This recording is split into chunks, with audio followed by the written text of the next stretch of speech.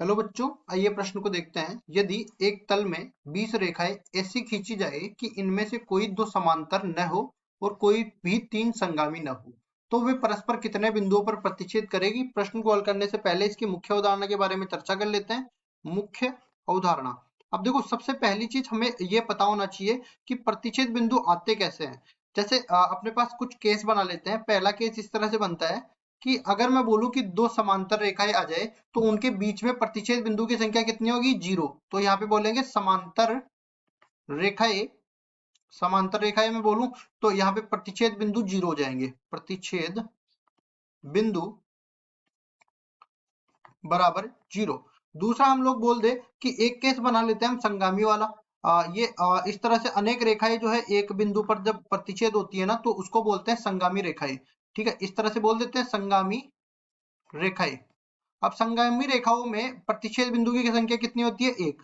प्रतिच्छेद बिंदु प्रतिच्छेद बिंदु की संख्या हो जाएगी 1। लेकिन याद रखें कि इसमें रेखाएं कितनी भी हो सकती है। जो रेखाएं अपने पास दो से ज्यादा रेखाएं एक बिंदु पर प्रतिच्छेद होती है तो उनको संगामी रेखाएं कहते हैं। तीसरा अपने पास प्रतिच्छेद रेखाएं इस तरह से आ जाता है, जब दो रेखाएं आपस में प्रतिच्छेद करें तो इनको प्रतिच्छेद रेखाएं बोलते हैं, प्रतिच्छेदी रेखाएं। और यहाँ पे भी प्रतिच्छेद बिंदुओं की संख्या कितनी हो जाएगी, लिखते हैं प्रतिच्छेद बिंदु, तो वो 1 मिल जाएगा अपने को, प्रतिच्छेद बिंदु। लेकिन याद रहे इसमें जब संगामी रेखाएं नहीं होती है तो हम लोग दो रेखाओं से एक प्रतिच्छेद बिंदु का निर्माण कर सकते हैं। तो इसके लिए हम लोग एक सूत्र बनाते हैं। देखो, जब मैं बोलूं कि दो रेखाएं हैं तो प्रतिच्छेद बिंदुओं की संख्या 2c2 के बराबर आ जाएगी।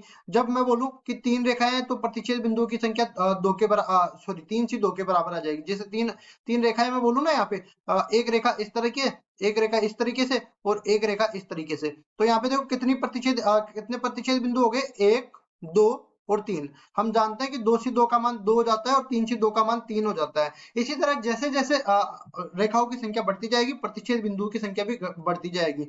लेकिन इसमें पहले ही हमें बोला गया है कि ना तो रेखाएं समांतर ना रेखाएं समगामी है, तो ये दोनों केस तो हमें लेने ही नहीं है। बाकी रही बात जो है इस प्रतिच्छेदी रेखाओं की बात, तो इसमें सारी की सारी रेखाएं प्रतिच्छेदी रेखाएं होगी। मतलब कोई भी दो रेखाओं को लेके मैं एक प्रतिच्छेद बिंदु का निर्माण कर सकता हूं। तो यहाँ पे सीधा सूत्र क्या हो जाएगा, एन रेखाओं से प्रतिच्छेद बिंदुओं की संख्या, प्रतिच्छेद बिंदुओं की संख्या। तो देखो कैसे निकालेंगे, तो एन रेखाओं में से दो रेखाएं चुनेंगे और एक एक करके प्रतिच्छेद बिंदु निकालेंगे, तो एन से दो प्रतिच्छेद बिंदु अपने को मिल जाएंगे। अब चलते हैं आगे। सवाल में आगे हमें बोला गया है कि एन का मान तो 20 है और यहाँ पे बोला गया है कि ना तो संगामी रेखा है और ना ही जो है समांतर रेखा है। तो 20 की 20 रेखाओं द्वारा कितने प्रतिच्छेद बिंदु बन सकते हैं, तो लिखेंगे 20 रेखाओं द्वारा प्राप्त प्रतिच्छेद बिंदुओं की संख्या, प्रतिच्छेद बिंदुओं की संख्या। तो कैसे निकालेंगे, ये अपने पास जैसे n रेखाओं द्वारा NC2 मिला है तो 20 रेखाओं द्वारा क्या मिल जाएगा, 20c2 के बराबर। अब देखो NCR का सूत्र लिख देते हैं यहाँ पे। NCR का मतलब ये अपने को संचय गुणांक बताता है और साथ ही साथ n वस्तुओं में से r वस्तुओं के चयन के तरीके को बताता है। फैक्टोरियल n बटा में फैक्टोरियल r गुणा में फैक्टोरियल n माइनस r, ये सूत्र बन जाता है। तो देखो यहाँ से हम लोग 20c2 का मान निकालेंगे।